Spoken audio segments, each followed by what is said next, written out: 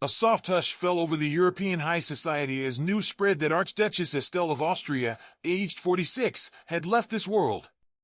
In a scene that felt both surreal and heartbreakingly real, the noblewoman, known to many simply as Estelle, departed on Tuesday, March 4, 2025, leaving behind her devoted husband, Archduke Karl Christian, and their 5 beloved children, Zita, 17, Aneska, 15, Anna, 12, Paula, 10, and little Pierre Georgia, just 4.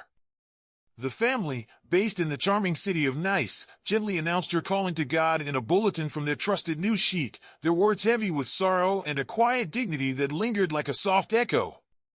Can you imagine the bittersweet mix of tears and memories as each moment turned into a final goodbye? The chapter closed on March 12th at the peaceful Simias Monastery, where her final rest was marked by a delicate arrangement of white blossoms and the warm glow of candles lit by each of her children, a touching tribute to her gentle spirit. And in the midst of all the grief, a kind priest spoke of her loving lucidity as the strains of Ave Maria filled the air, leaving those present with a lingering question: how do we celebrate a life so tenderly lived when words seem so small? The story of her life was as rich in celebration as it was in farewell.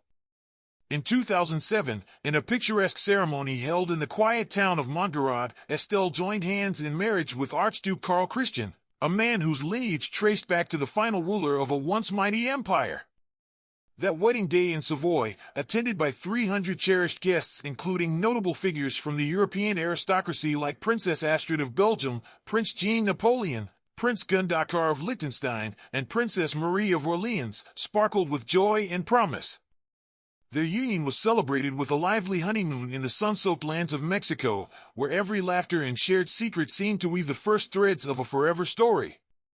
Even though the Austrian crown faded into history in 1918, the family's influence continued to shine, nurturing communities and keeping ancient traditions alive.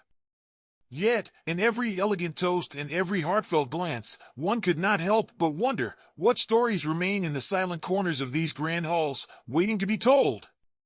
As if fate had written 2 chapters of sorrow in one day, news soon emerged that another young royal had been taken too soon. Just last week, a heavy heart announced that Prince Frederik of Luxembourg, aged 22, had passed away on March 1st after a long and brave battle with the rare POLG mitochondrial disease, a condition that slowly drained the body's energy and led to the failure of vital organs. The news, shared by his father, Prince Robert of Luxembourg, hit like a sudden, unexpected pause in an otherwise ordinary day. Imagine waking up to the familiar sound of your daily exercise alarm, only to find out that it was the last time you would ever hear it from someone dear. Frederik, who had grown up in the peaceful hills of Switzerland after spending his early years in the sun-drenched streets of Aix-en-Provence and the bustling lanes of London, had faced his disease with an admirable mix of humor and quiet strength.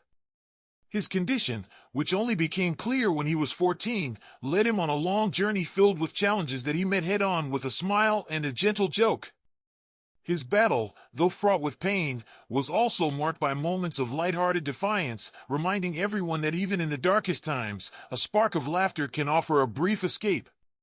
As his father recalled, every farewell he shared carried both wisdom and a final laugh that felt like a promise that love would always outshine despair.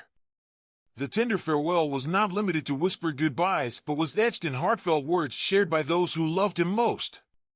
In a moving message on the foundation website that Frederik had started, a platform dedicated to finding hope and cures for rare diseases, Prince Robert and his wife, Princess Julie of Nassau, recounted the final hours with deep emotion.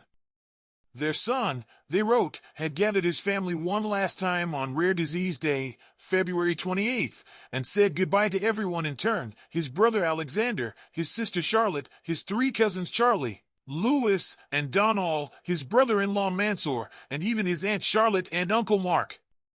His parting words were a mix of gentle wisdom and a playful family joke, a final reminder that even as life fades, a shared smile can be a powerful farewell. Could there be a greater act of courage than choosing humor in the face of such overwhelming sorrow? Prince Robert reflected on the ordinary day that turned tragic, a day that started like any other but ended as a farewell to a soul who had carried his burden with such grace. He spoke of Frederik's amazing humor, his strong sense of fairness, and the kind heart that made him the strongest person his family ever knew.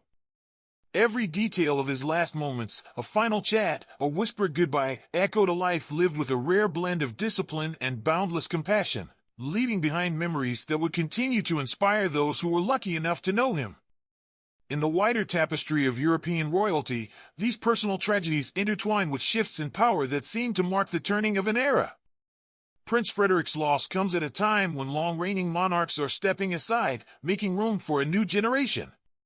His father, Prince Robert, is closely related to Grand Duke Henri of Luxembourg, a ruler who surprised many with his decision to step down last year after a 24-year reign.